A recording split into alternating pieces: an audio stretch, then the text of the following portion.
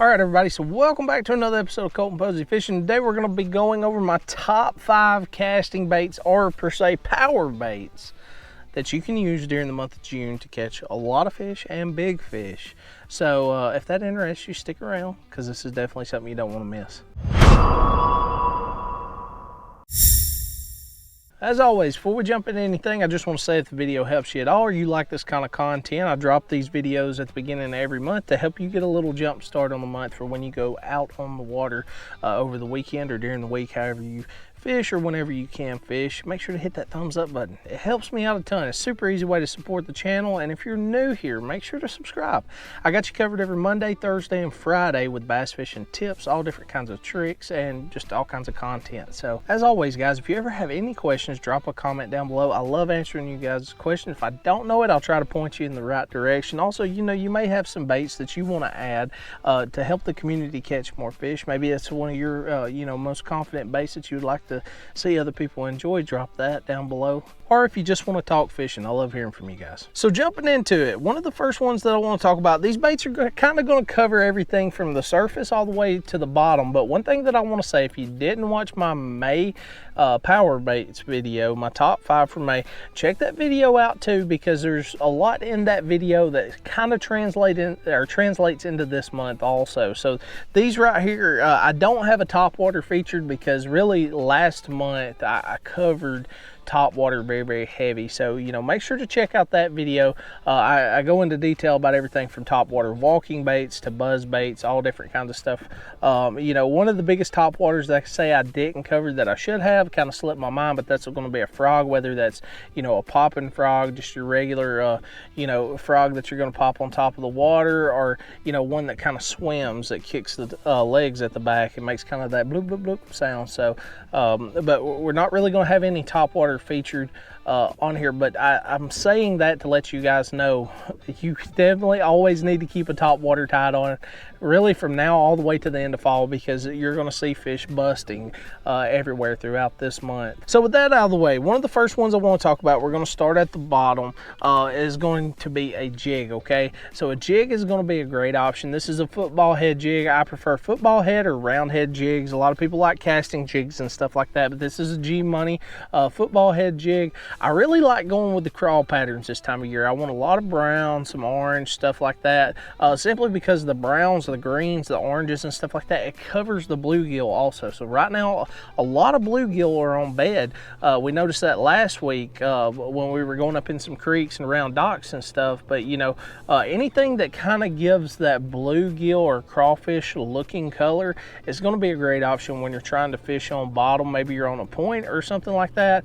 That's one of the biggest things I love doing with a football head jig, is getting on points this time of year, especially early in the morning. If those fish are not up in the grass, I can drag this across the bottom on those shallow ends of the points, and a lot of times you just get some really big fish. But I typically like to put a rage crawl on this time of year. Okay, so I'm going with a lighter crawl pattern, so I'm not throwing a big grub or anything like that on it to slow the follow rate down or anything like that. I'm going to be popping that jig, or as some people call it, stroking a jig that time of year. I want that bait hopping up real erratic, real aggressive, because the fish are very aggressive right now. They're hungry, they just got done spawning, they're beat up, and they just want to have a big meal, get fat, and be happy. Now the next one that I want to talk about is definitely not going to be a shocker, especially to you guys in grass lakes like I'm on today and where I was Monday.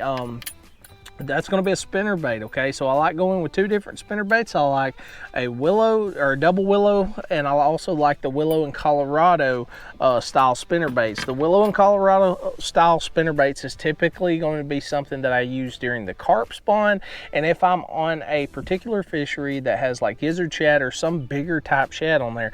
The double willow is really going to be a key for me on threadfin shad fisheries, where I have those smaller shad. I can move that bait quicker. It's a lot harder for them to see, so you're typically, it's like you're going to get a lot more strikes. It's kind of like throwing that hot potato at somebody. They don't want to catch it, but it's just instinct to grab it. That's kind of where that double willow comes into play for me personally. But now that does not say that on threadfin fisheries you won't catch fish on the willow Colorado kicker style spinner baits, but just for a roundabout 9 times out of 10, I'm going to be using that double willow on threadfin. I'm going to be using that willow Colorado on the gizzard shad fisheries, or fisheries where there's, you know, a lot of brim and the bass are really feeding on the brim. Now the next one that I want to talk about kind of fits in, you know, y'all have heard me talk about this bait a ton when it comes to finesse fishing, but this time of year I don't really care to finesse it, because the fish are actually so aggressive and they're so close to the surface of the water. It's easy for you know, to just get a ton of bites off of it. It's going to be that 3-inch mayor, but I've got a different head on this, okay? And I'm putting the 1/4 ounce. This is the 1/4 ounce Eagle Claw laser sharp swim bait head. It's super cheap swim bait head, and this is probably the best swim bait head I've actually found for the Rapala mayor, throwing it on this setup. So I'm not throwing this on no 8-pound line, nothing goofy like that. I'm not finessing this bait at all. I've got it on my regular swim bait setup that I throw my big swim baits on, 15-pound fluorocarbon. And I'm throwing this really around the edge of grass, and you know, around bridge columns, and skipping it up under docks and stuff like that. It's just a great way to mimic smaller shad, even the decent sized shad. It's a great way to mimic bluegill, the smaller bluegill, especially with the brim being you know, spawning or starting to be done with the spawn. That bait's just going to be one of those that's just hard to beat. It gets a lot of bites. You know, if you're just going to catch a ton of fish, you're not necessarily like looking for big fish, but if one bites, you're good with that too. But you just want to go catch a bunch of fish. Maybe you're short on time or something like that. That Rapala mayor with that 1/4 ounce Eagle Claw head is a great way to catch a ton of fish. Now, the next one that I want to talk about is one that it's a big time player this time of year for a lot of people, simply because, you know, you've got the shad spawn, you've got the brim spawn going on, and you can cover both bases with this. You can fish it in grass, you can skip it under docks, you can fish it around wood cover, you can fish it in open water. It doesn't really matter.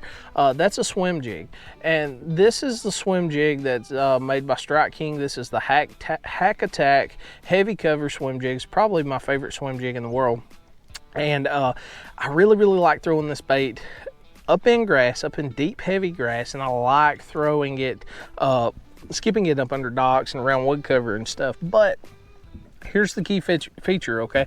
I'm not throwing a swim bait on this. I want something with less resistance and more action. So how do I get that? I'm gonna put like a Yum Christie crawl on the back of this. And if you look, I do not have the crawl rigged sideways, okay, where it's sitting like this and it's gonna swim behind the bait as it's moving like this. I have the crawl turned up just like that. Why? I get less resistance, I can move that jig quicker, and I can get it through cover slightly easier. The jig's gonna come through cover very easily anyways, but having that crawl turned like that, it comes through it even more comfortable without you getting as many hang-ups and stuff like that, and it just gives the bait a little bit different action. It's a little quicker. It's kind of got that little hot potato feel that I was talking about with the spinner bait. So, you know, it's just a great way to catch a ton of fish. There's two colors that I really go with this time of year. It's going to be that brim color, and then I'll also go with the solid white, especially during that shad spawn. Now this one's probably the most fun one out of all, simply because once you get on this bite, it's very hard to beat. But that's going to be a chatterbait, okay? So this is the jackhammer chatterbait. I've tried a couple different chatterbaits today to no avail. The jackhammer seems to be the definite key. But one of the things that I'm doing with the jackhammer is I've got this Bass Reaper. I can't remember exactly what it's called. I should have pulled it out and I forgot about it, but you can get it on Vantage Tackle. All this stuff will be linked down in the description, every single bait. But you know, it's kind of like a winged fluke in a way, or a jointed fluke. I don't really know how to say it, but you know, y'all seen me talk about it before, and I love running it on that dart head. I love running it on all different kinds of stuff, but it really shines on the chatterbait because this time of year, you really want that erratic action most of the time. Sometimes not so much, but most of the time this time of year you do.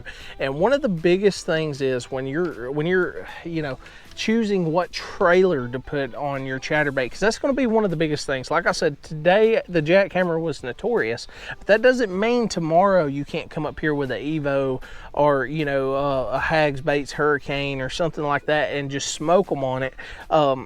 But today that one played key, but it's also the action of the trailer. So when you're choosing your trailer, make sure to choose it wisely, because if you're throwing a fluke style bait, when I say fluke style bait, that minnow style bait with the split tail and stuff like that on your chatterbait's going to hunt. It's going to go all over the place. It's going to be real erratic. It feels kind of weird. If you're not used to it, you may not, you may sit there and look and be like, is that right? Is it supposed to run like that? Yes, it's supposed to run like that. It's supposed to be very darty, very erratic with those fluke style baits on it. Now, on the other hand, if I want that bait to swim straight as an arrow, okay, not only am I going to go with braided line, I'm also going to put a paddle style swim bait or something paddle style on the back of this. Some people use paddle tail worms, okay, but something with a paddle style that's going to keep that bait from wandering and hunting and stuff like that. I got fish jumping over here beside me that call on my name.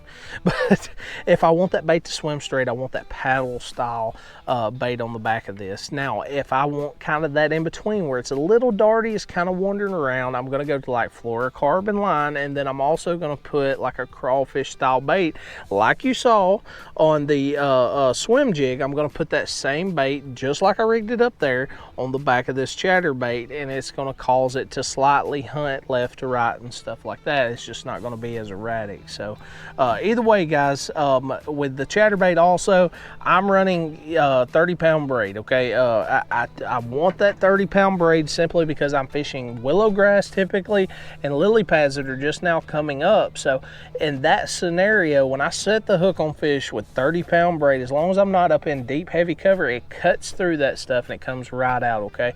I prefer to cut through it if I can and get the fish out of there instead of trying to pull the whole mat up with the fish and all that stuff. So but either way, guys, if the video helps you at all, make sure to hit that thumbs up button. It helps me out a ton. Subscribe down below. I got you covered every Monday, Thursday, and Friday with bass fishing tips.